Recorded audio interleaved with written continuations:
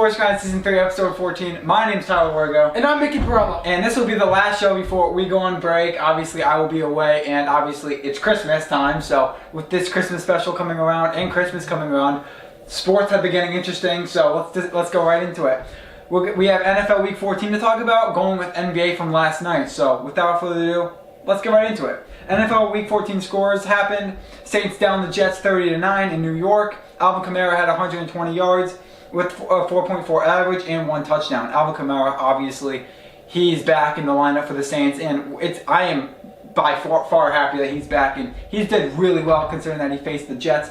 But what we didn't see do that well against the Jets was the Saints defense. I really think that we should have saw more from the Saints defense and the Jets defense, considering that the Saints, the Jets are not that good. The Saints could have just sprawled on the Jets that game, but defensively they were not there, but offensively they were there. Now, Eddie Pinheiro, obviously for the Jets, he was the only guy that put the points on the board. He made 3 out of 3 field goals with 9 points in kicking, and the fact that only the kicker was the guy that put the points on the board, that is just upsetting. So now, what's your thoughts? Because you're a Jets fan.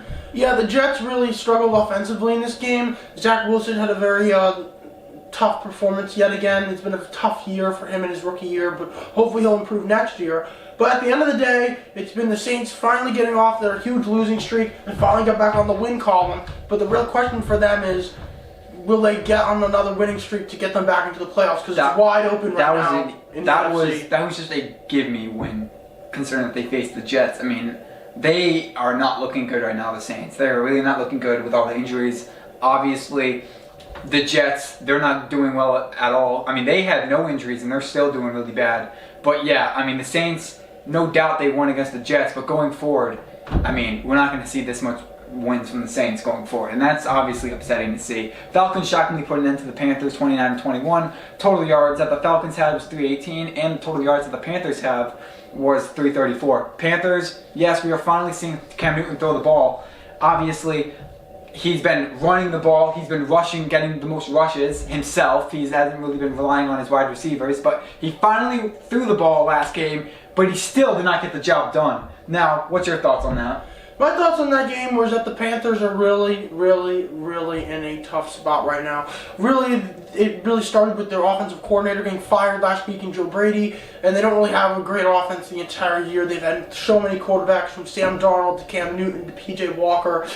It's been a very tough year for the Carolina Panthers offensively, along with Christian McCaffrey's injury. So this was just a lot more of the same sort of stuff that we saw earlier this year. And this for the Falcons is that they've been getting a lot of interesting wins this year. They're 6-7, which is interesting considering that a team that we didn't really think was going to contend this year. So I think that the Falcons are winning, even though they're not supposed to really win this year. Shows a lot about how good the Falcons can be. That was a good win the Falcons pulled off. But we look at the Carolina-Arizona game. They beat Arizona, but then they lose after that. And that kind of makes a question in my head, being like, if he was that was his only good game that he would ever had this whole season, or maybe he'd come back after seeing that win that he had from the Cardinals. But now, it doesn't look like he's actually fully back. So, Seahawks dominated the Texans 33-13. Chiefs destroyed the Raiders in Kansas City 9-48. Browns shut down the Ravens 22-24. Ravens lost to the Steelers, and now the Browns.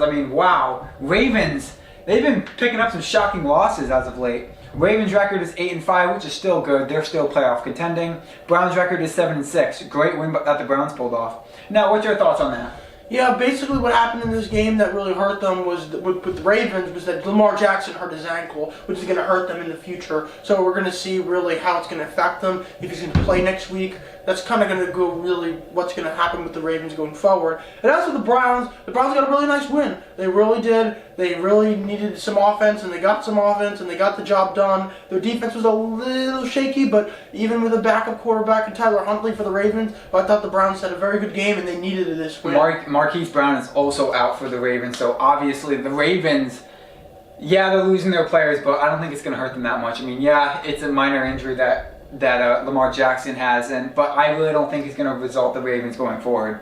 Cowboys hunted down the Washington football team and won 27-20. Dak Prescott had a total of 211 yards, 1 touchdown and 2 interceptions. Now, don't sleep on Washington. Their defense continues to look hot. Going with the Dallas Cowboys, their defense is also stunning, but that is definitely to look at. Washington defense. Washington, Do they have a spot in the playoffs? What's your thoughts?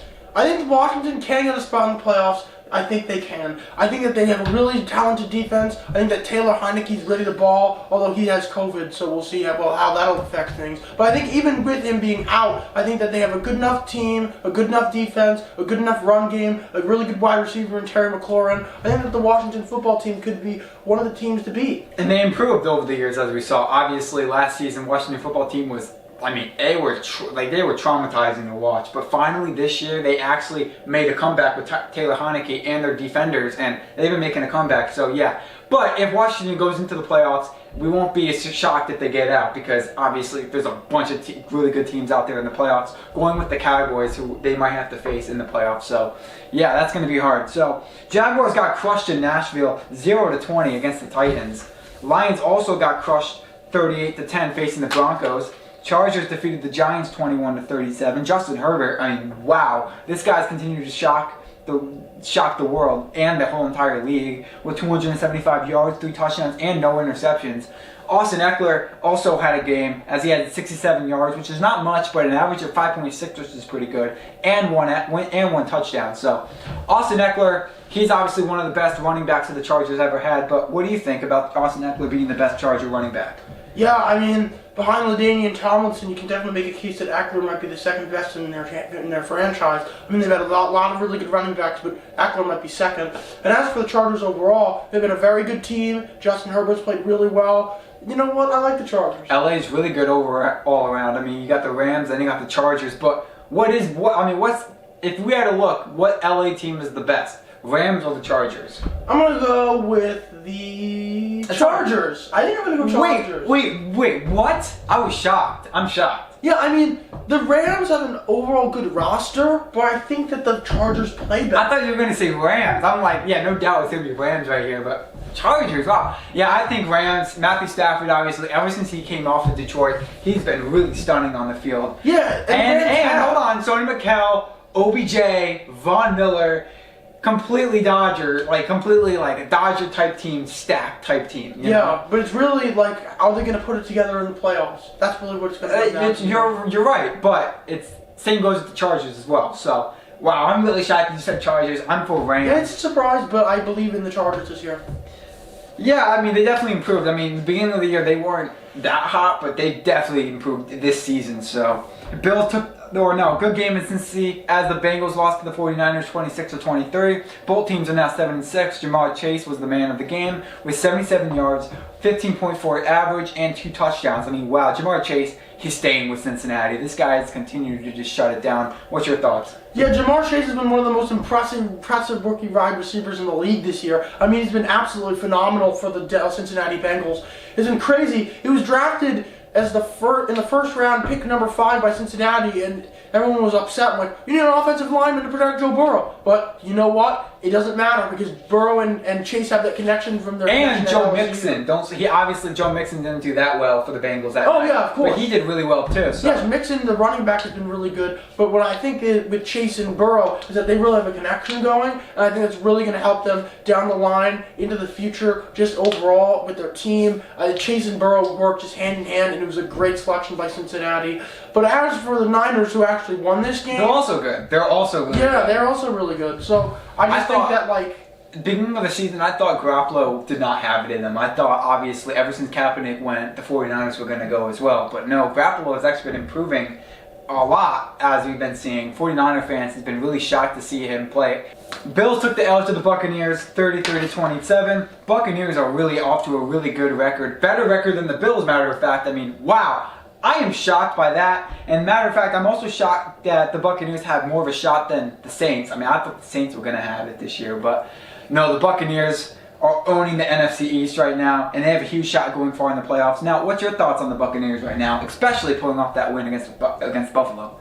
Yeah, I think the Buccaneers have been really, really impressive this year yet again. The reigning Super Bowl champions have been kind of what we expected. Tom Brady getting some wins, their defense playing well at times. I think that really their offense is really their keen strength here with Rob Gronkowski and Godwin and Evans and Gio Bernard and Fournette and all their Antonio Brown even. I mean, they have so many weapons all over the field. Tom Brady looks like the MVP favorite right now at age 44. He's old, but he's still being that guy for the Buccaneers. I know, it's insane, and he might win the MVP this year. Just crazy. I'm not a Brady fan. I don't like Brady at all, and I don't like Buccaneers at all, so I can't really say anything about that. But I can give some respect to Tom Brady. Yeah, you gotta give him well. You gotta. Because I mean, the Buccaneers are he can get another win. He can get another ring this year. I mean, they're definitely a Super Bowl I wouldn't be contender. shocked. But yeah, I mean, but other than that, I am shocked the Buccaneers are doing this well because they have lost Antonio Brown, they have lost Rob Gronkowski, and they're still doing really well. Rob Gronkowski, yes, he's back, but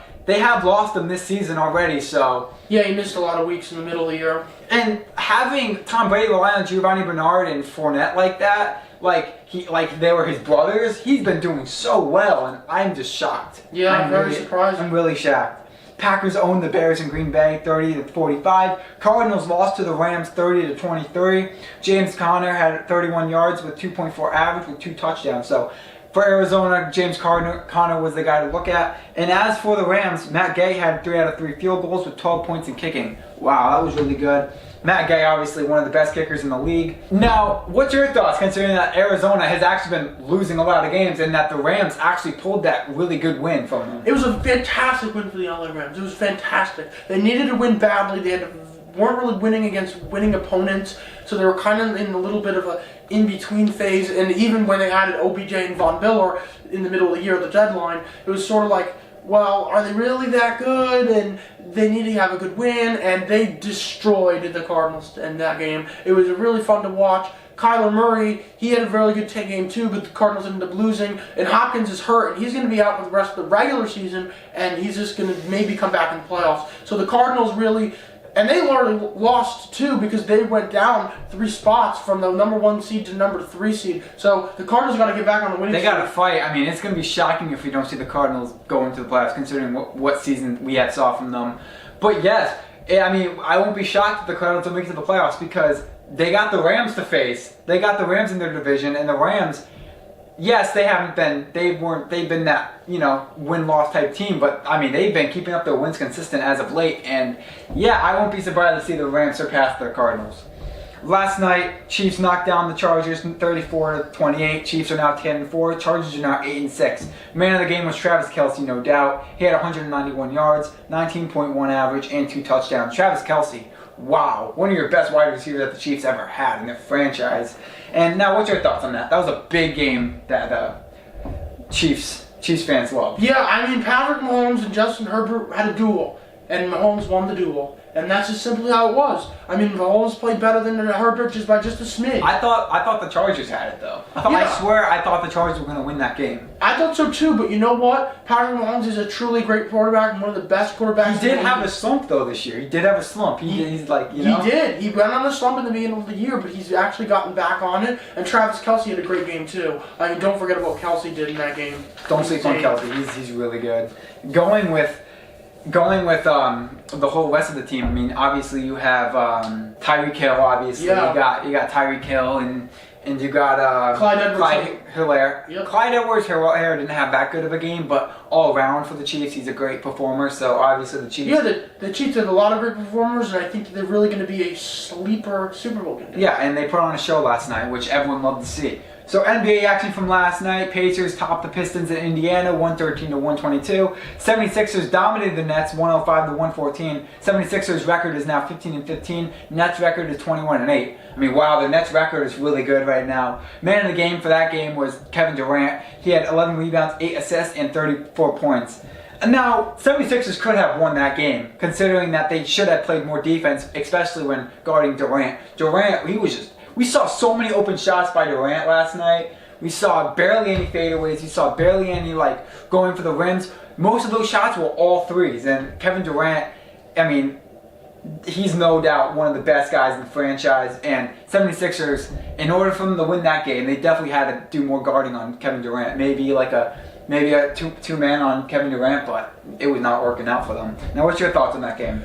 My thoughts on that game is really simple. Kevin Durant is the best player in the NBA right now. Yeah, and like I said, yes, I get that the 76ers, they have to double team Durant sometimes. Yes, I understand that they have to do more pull more aggression towards Kevin Durant. But like I said, Kevin Durant's also a hard guy to guard all around. So yeah, Kevin Durant is extremely hard because he's just so long and so tall and so good at shooting. I mean, really, that's what it is. And Kevin Durant has been really impressive this year, not mostly because he's been winning games, it's because the talent around him has been kind of interesting. Kyrie Irving's been out. He's actually going to come back soon, but who knows when. I got the news. He's actually back. Yeah, he's coming back. But he hasn't played all year, so he's had to deal with that. He also is dealing with Harden, who hasn't been as good as he was in Houston right now, so that's been kind of a problem for him. And some of his role players have been out due to COVID, so he's kind of been relying on a bunch of rookies like David Duke and Kessler Edwards and Cam Thomas. So it's been really interesting to see what the Nets have been doing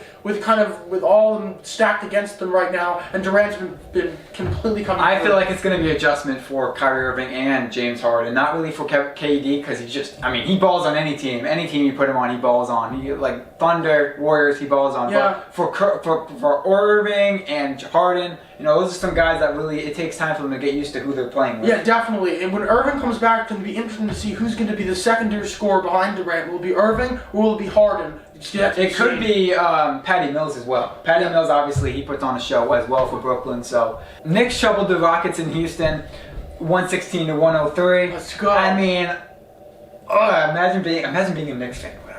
Man of the game was Emmanuel Quickley. He had 4 rebounds and 4 assists with 24 points. I mean, obviously Emmanuel Quickley was hot that game. Going with Miles McBride, you guys got a new rookie on the Knicks. Pay attention to him. He's going to be the guy that everyone's going to pay attention to. I mean, this guy is the generation for the Knicks going forward. And now, Mickey, what's your thoughts on Miles McBride being the top rookie for the Knicks? Miles McBride has been absolutely phenomenal so far. He hadn't gotten a lot of playing time recently, mostly because he's a rookie. But with all the injuries and all the COVID stuff going on with the Knicks, McBride got a shot to go in and start, and he took advantage of it. Had 15 points, had 9 assists, had 0 turnovers. He was really, really dominant that game, and he's really young too. He's got a defensive flair. He's got a nice-looking jump shot. He's got a developing offensive game. He's got actually good passing skills too, which are kind of underrated. He looks like a really good player in the league. And Emmanuel Quickley, the second-year guard out of Kentucky, who's really done well last year, is taking a step up this year with his shooting. It's been fun to watch the Knicks. We're seeing a lot of the Knicks. They like to play around with their rookies and their free agents. Yeah, and they don't really like to mess around with their experienced players. I mean, they have experienced players on the team. They have experienced players. They do. But what's been interesting is that the rookies have been been switching playing it better. up a bit because they've been putting the rookies in instead of them. Yeah, the rookies actually have been playing They've been better. doing really well. The young players have been playing a lot better than. As for the Rockets, though, they are not good. They lost some players. They got an adjustment to do. They were missing 3 starters: Christian Wood, Kevin Porter Jr., and Jalen Green. So it's really going to be tough for the Rockets. And those are the only top 3 guys, too. I mean, Jalen Green, obviously, he's no doubt one of the best Rockets. I mean, the only guy that really killed the Knicks in that game was Daniel Tice. He had like 20 and 10, but besides that, it was he's a tall guy, so I don't blame him. Yeah, but it was just no one else for the Rockets. Yeah. And now Suns conquered the Wizards 98-118 in Phoenix. And I mean the Suns, they're still on a roll. They're still going to keep their players. Chris Paul, Devin Booker, they're still on the Suns. Yeah, Suns look like a playoff contender. As for the Wizards, not really. So that wraps up for today's Sports Grind Season 3, Episode 14. My name's Tyler Wargo. And I'm Mickey Peralta. You got to tune in to Sports Grind Season 3, Episode 14.